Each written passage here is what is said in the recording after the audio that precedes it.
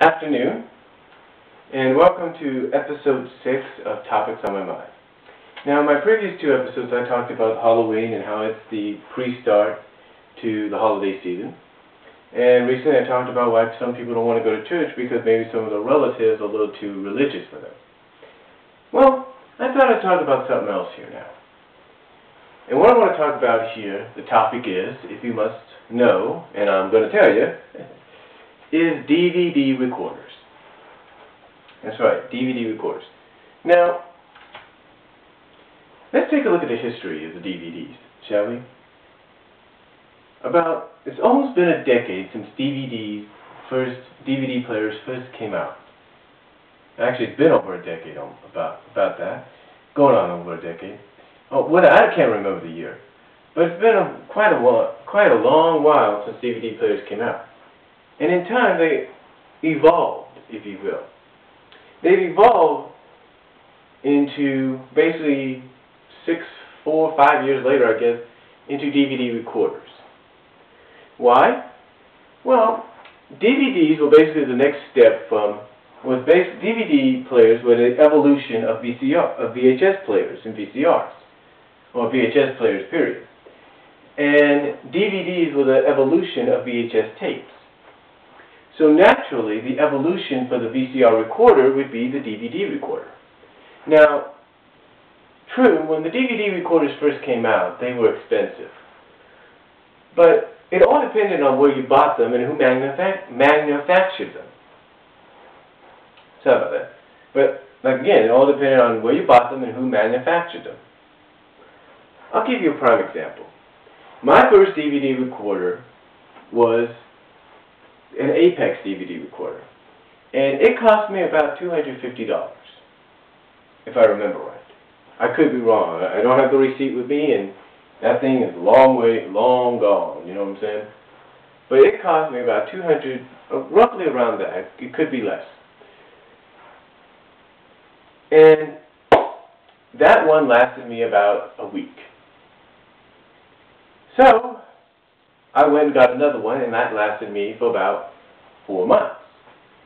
Then after that, I ended up getting another Apex. That's right, a third Apex DVD recorder, and that lasted me for about a year. And then after that broke down, I was still determined to have one. And I saw that Walmart was selling a brand named ILO. And this ILO went for about $100. So I bought it. And this one DVD recorder that I bought, I took home with me. I put it in the cart, I took it home. This one DVD recorder lasted me up until this past July. That's right. 5 years. Now I know some people have shown videos where they destroyed the ILO recorder because they think it's worthless. It's a piece of crap. Well, it wasn't worthless to me. I mean, it really didn't start acting up until about early this year. Basically, the beginning of this year started acting up. Until finally, it kicked the bucket. And how did it kick the bucket? Well, to make a long story short, the disc tray wouldn't open up properly at times until finally it got stuck. And well, that was the end of that. So, for my birthday, I ended up getting a new DVD recorder. A DVD recorder manufactured by Sony. That's right, Sony manufactured the DVD recorder I have. And the DVD recorder I have, if you could read the, let me turn on some light for you, maybe you can see it better. I'm not sure. But the DVD recorder I have is actually an RDR GX257. And it's made in 2008. The 2008 symbol is right down here. You can barely see that, but there it is.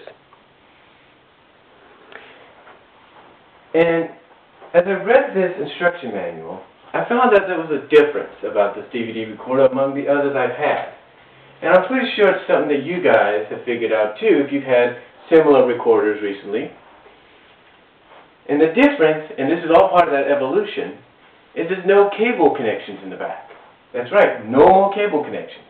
Instead, you have the audio and video connection. And what does that do? Well, Apparently, if you have a digital cable box, you can connect it to the back of your digital cable. If you read the instructions, you connect it to the back of the digital cable. It has like a little antenna deal, like a little signal thing. I don't know what it is. It's like a little signal deal. If I can find that in here.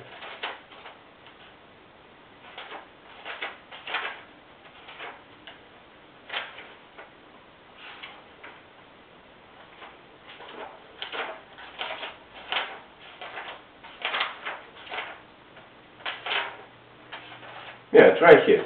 This little thing here, oh, sorry about that. It's known as a set-top box controller.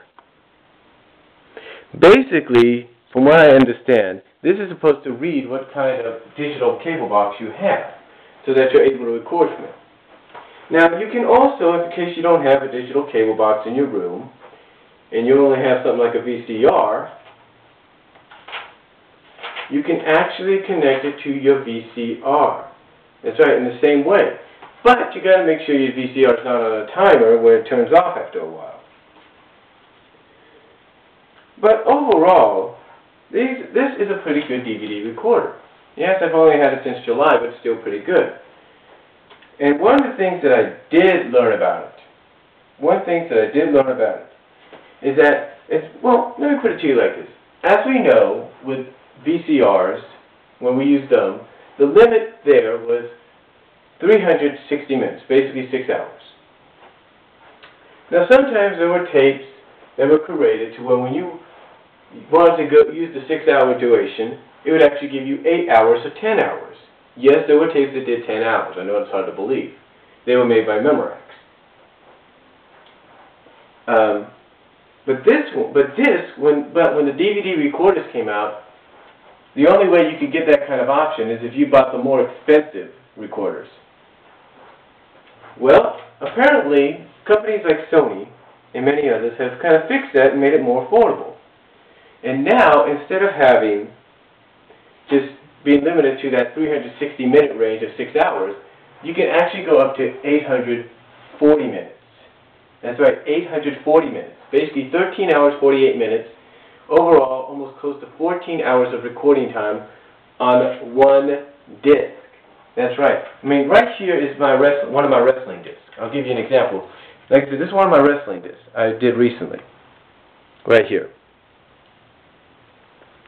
Now, typically, I have about maybe 5, maybe 6 slots filled with wrestling. Right? Limited up to maybe 5. But here, I actually have 11 slots. That's right, 2 pages, if you want to say, of wrestling.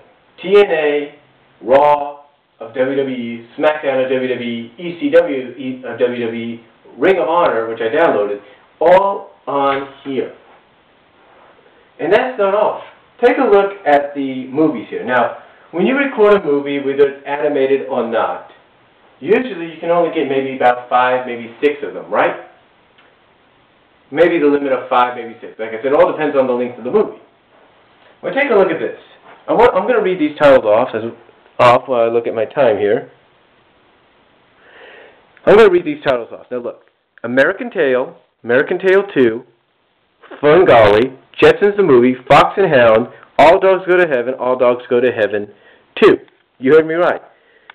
American Tail, Five Goes West, Fun Golly, Jetsons the Movie, Fox and Hound, All Dogs Go to Heaven, All Dogs Go to Heaven 2, and the 5-minute tribute to Michael Jackson at the MTV VMAs. Now you might say to yourself, that's impossible. Not when you use the 840-minute option of 13 hours, 48 minutes ULP selection. And that, again, is all part of evolution. Because now, you can take what is typically a 6-hour disc, because if you look at the back here,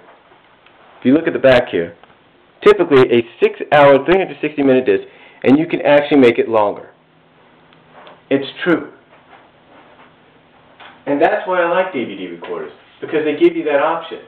Now, I will admit DVRs, if you have a Pacific DVR, sometimes they give you up to 200 slots to save up as many programs, cartoons, movies, sporting events, as much as you want.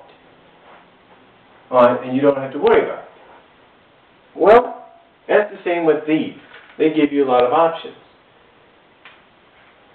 But I just thought I'd talk about the DVD recorders and the evolutions of how they came to be and what they are and the state they are in now.